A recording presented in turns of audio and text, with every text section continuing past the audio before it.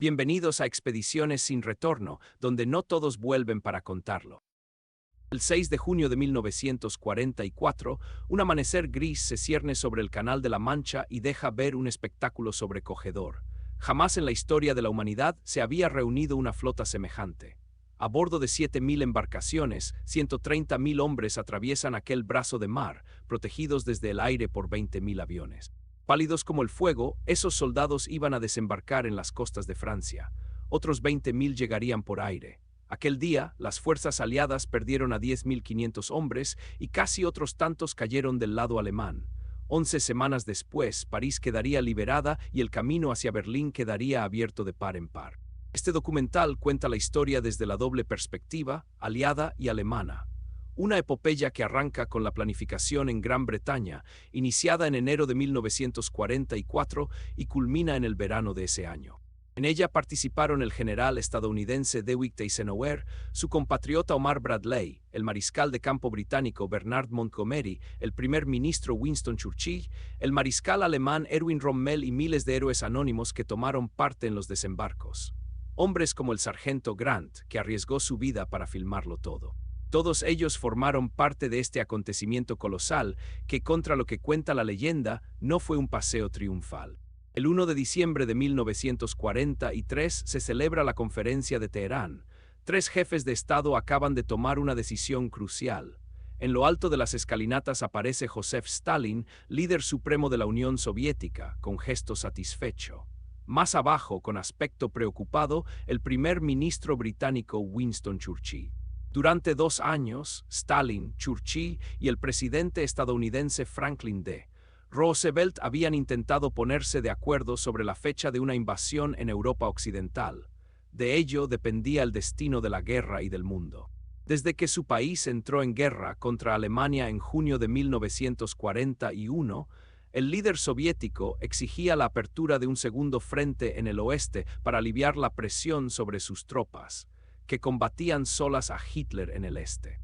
Mientras tanto, los angloamericanos, influidos por Churchill, que temía un ataque frontal contra Alemania, habían confiado en debilitar al eje pasando por el norte de África para invadir el sur de Europa a través de Italia. Pero fueron frenados cerca de Nápoles y no lograron acercarse más a Alemania.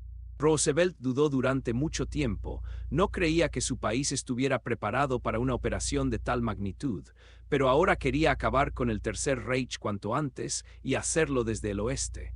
También esperaba poder cooperar con los soviéticos tras la victoria. Churchill no tuvo más remedio que resignarse. Desde que Estados Unidos entró en la guerra en 1941, Hitler temía una invasión de las costas europeas ocupadas por los alemanes. En 1942 empezó a planear una operación gigantesca. La construcción del Muro del Atlántico, una línea continua de fortificaciones de casi 4.000 millas, desde el norte de Noruega hasta la frontera española. La mayoría de los alemanes creía que los aliados intentarían desembarcar en la región de Calais, a solo 25 millas de la costa británica. Las autoridades alemanas requisaron por ello a miles de hombres, trabajadores forzosos, franceses del servicio de trabajo obligatorio, refugiados, judíos y prisioneros de guerra. Todos ellos se emplearon en aquel proyecto descomunal que exigió 13 millones de toneladas de hormigón. Al terminar 1943, la fortaleza Europa parecía firmemente en manos alemanas. El 15 de enero de 1944, Eisenhower, elegido personalmente por Roosevelt para dirigir el desembarco, llega a Londres para planificar la Operación Overlord. En la práctica, todo se prepara para la gran prueba decisiva a escala mundial. Eisenhower se declara plenamente confiado en que los soldados, marinos, aviadores y la población civil de las Naciones Unidas demostrarán de una vez por todas que una democracia despierta es la máquina de combate más formidable que pueda imaginarse. Pocos días después, Eisenhower presenta a su equipo ante la prensa. Al tratarse de un comandante supremo estadounidense, su segundo tenía que ser británico. Por eso nombra al frente de las fuerzas terrestres aliadas al general Montgomery, apodado Monty, héroe de la campaña del desierto en el norte de África contra Rommel y muy querido por sus compatriotas. Los mandos tenían ya un plan, pero debía seguir siendo un secreto absoluto. De ahí que posaran ante un mapa borroso e ilegible. Como siempre, Monty intentaba ser el centro de atención y prestaba más atención a las cámaras que a los gestos fingidos de sus colegas. En realidad, a pesar de tantas pantomimas, los jefes ya habían elegido Francia para el desembarco, aunque no Calais, sino Normandía. Y es que las playas normandas, aunque más alejadas de Gran Bretaña, estaban mucho peor defendidas. La invasión se había previsto para la primavera, entre Isigny y Carentan, al pie de la península de Cotentin. Pero Montgomery quería ampliar el frente de ataque para no quedar atrapado en un perímetro demasiado reducido junto a las playas. También deseaba extender el frente más al oeste, para acercarse al puerto de aguas profundas de Cherburgo, que los aliados necesitaban capturar para asegurar el abastecimiento de un ejército enorme. El secreto era absolutamente vital. Había que mantener a los alemanes en la más absoluta ignorancia sobre los planes aliados. A comienzos de 1944, todavía no sabían con exactitud dónde se produciría el desembarco. Por eso convenía poner en marcha la gran maquinaria de la propaganda. La llegada de Eisenhower a Londres confirmó, no obstante, los temores de Hitler de una invasión en el oeste. En 1942, el Führer había ascendido a mariscal de campo a uno de sus generales más brillantes, el popular Erwin Rommel. Tras haber mandado el Afrika Korps, el llamado zorro del desierto había frustrado una y otra vez a los británicos. Así que era natural que Hitler confiara a este militar enérgico el refuerzo de las defensas de la fortaleza Europa. A comienzos de 1944, Rommel se hallaba en Francia. Como la aviación nazi estaba destinada en Alemania para hacer frente a los bombardeos aliados, no podía utilizarla en Normandía. Así que el escenario de la guerra serían la tierra y las playas, que consideraba mal defendidas. Rommel quería cubrir los huecos entre las localidades fortificadas con una línea de defensa continua. También pidió que se minara la costa mucho más intensamente. Pero una mina es apenas una gota en el océano, sobre todo si se tiene en cuenta que desde Calais hasta la Baja Bretaña, Francia tiene 750 millas de costa. La nueva energía de Rommel no preocupaba demasiado a Eisenhower, porque durante meses los británicos y estadounidenses habían estado construyendo puertos artificiales.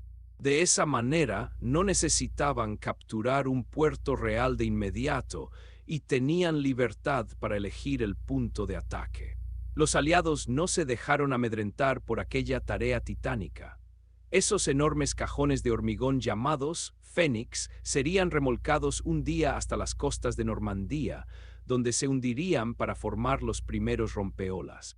Y también aquellos diques flotantes, en los que se descargarían toneladas de material y miles de hombres una vez amarrados a los enormes pontones de acero que permitían acceder a las playas con cualquier nivel de marea. Un gigantesco juego de construcción a escala real, ideado en los puertos británicos. En Gran Bretaña continuaban los ejercicios de entrenamiento. Británicos y estadounidenses empleaban todos los medios disponibles, aunque una vez más todo fuera para las cámaras. Nadadores sincronizados y fuegos artificiales estaban a la orden del día. También se probaban materiales y equipos.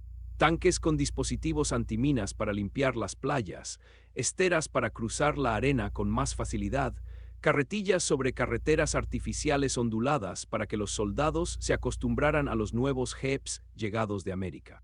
Sin olvidar a los nuevos, cocodrilos Churchill, carros de combate lanzallamas que convertirían en cenizas todo lo que hubiera quedado intacto tras los bombardeos.